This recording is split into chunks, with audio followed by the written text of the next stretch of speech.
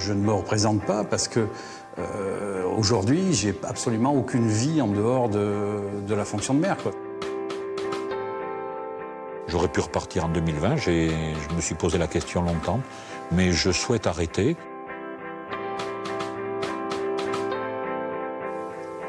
Et des fois, je me pose la question aussi. Messieurs, bonjour. Non, toi, Des figures de leur village, appréciées, mais aussi à portée d'engueulade. Des touche-à-tout, toujours disponibles, passionnés, ils ne comptent pas leurs heures. Les maires ruraux se sentent effacés, oubliés, avec le sentiment de ne pas être écoutés et considérés. Et pourtant, à 30 minutes à peine de Limoges, ils ne vivent pas si loin de la métropole. Ludo vient de m'appeler en me disant que les temps baissaient beaucoup trop vite. Donc j'ai appelé, c'est pour ça que j'ai appelé Maurice en fait, et il me dit mais non, c'est normal, donc je vais y aller faire un tour. Ce jour-là, c'est l'étang du village qui s'est vidé d'un seul coup. Son nettoyage était prévu le lendemain, un incident qui n'était pas au programme de l'élu. Mais la vie d'un maire rural, c'est ça, il y a toujours des imprévus. Mais c'est ce qui est bien aussi, parce que ça évite... Ça vous donne le sourire, les imprévus? Ça évite de s'ennuyer. Non, là, je souris pour pas pleurer, parce que franchement, c'est un coup dur. Hein. C'est un coup dur. Parfois, vous faites la police, vous faites des missions qui ne sont pas forcément prévues quand on signe le contrat. Ah non, non seulement c'est pas prévu, mais on le sait pas. Hein. Si on savait tout ce à quoi on s'expose, je sais même pas si j'aurais réfléchi différemment, mais j'aurais plus pris la mesure, oui.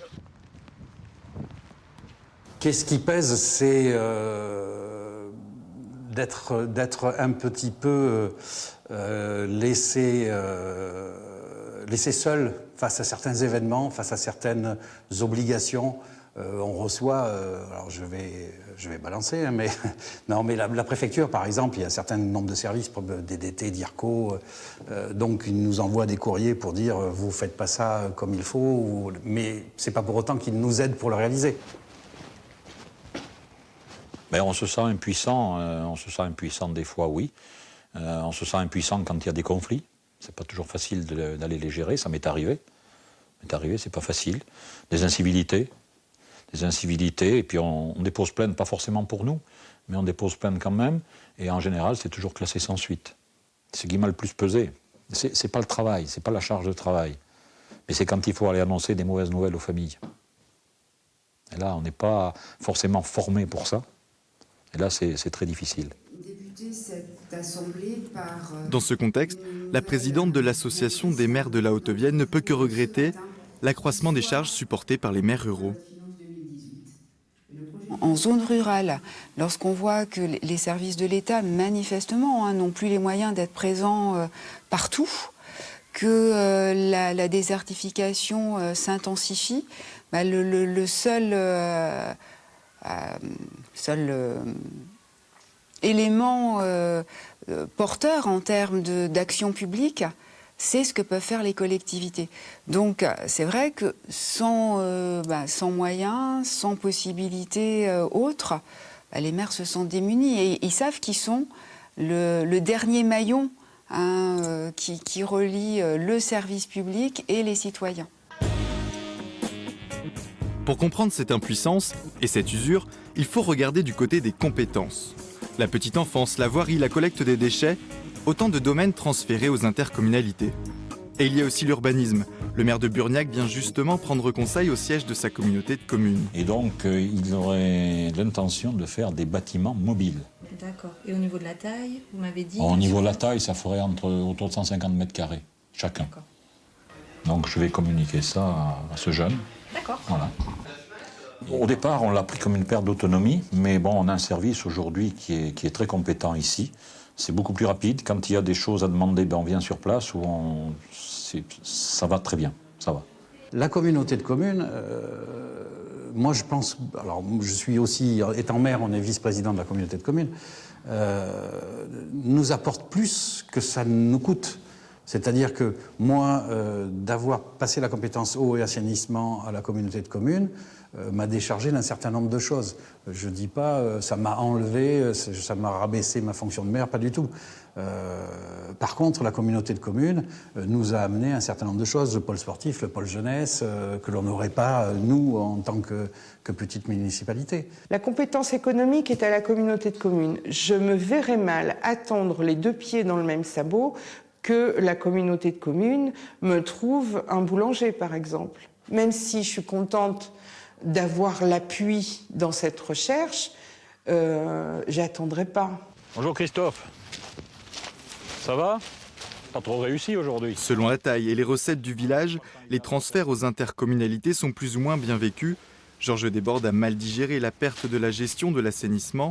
Elle est prise en charge dès 2020 dans sa communauté de communes, 6 ans avant l'obligation par la loi. On n'aura plus l'entretien de ces stations, on n'aura plus la gestion. L'eau assainie sera facturée par... c'est plus nous qui aurons les recettes, si vous voulez, au niveau de puisqu'on transfère nos équipements à partir du 1er janvier. Donc on n'aura plus la main là-dessus. D'ici le transfert, Burniac et ses 860 habitants ne voulaient pas reverser les fruits de sa bonne gestion à des communes voisines plus grandes. Son maire s'est battu pour conserver l'excédent de 300 000 €. Près de 10% iront quand même financer la communauté. Et voilà la pierre d'achoppement, la solidarité financière entre les communes pour réduire les écarts de richesse. C'est ce qu'on appelle la péréquation. Chaque maire veut dynamiser en priorité son village et doit en plus composer avec les baisses de dotation de l'État.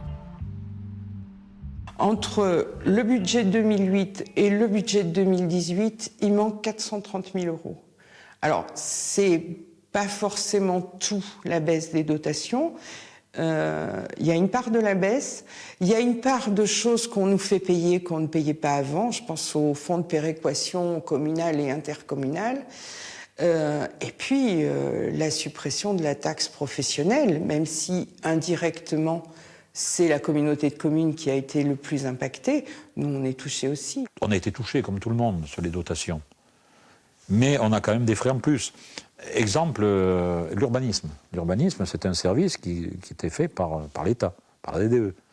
Donc, depuis quelques années, c'est la communauté de communes, mais on paye. Maintenant, c'est un service payant, ce qui est normal, hein, on ne conteste pas. Et ça fait partie des baisses, en fait. Hein. Même si ça n'a pas trop baissé, on a des dépenses supplémentaires. Moins d'argent, donc moins d'investissement, et des réalisations retardées dans le village. Les maires se tournent alors vers d'autres financements. On doit puiser des ressources autrement que ce qu'on pouvait faire avant. Avant, on avait le service public pur et dur, hein, avec uniquement les moyens des collectivités qui servaient à développer ce service-là.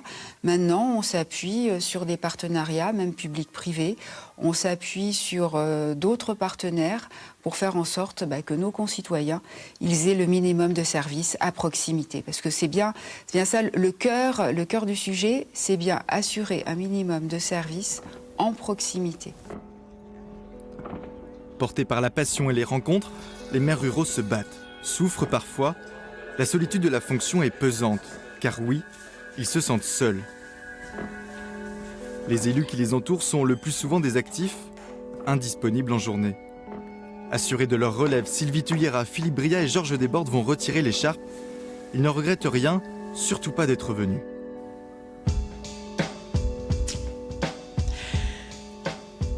Et des fois, je me pose la question aussi. Pourquoi je repars pas en 2020 ? Alors, la première des choses, c'est qu'il y a 25 ans que je suis élue. Bonjour, monsieur. Bonjour. Bonjour. Bonjour. Ça va ? Oui. J'aurais pu repartir en 2020, je me suis posé la question longtemps, mais je souhaite arrêter, passer le relais à quelqu'un d'autre.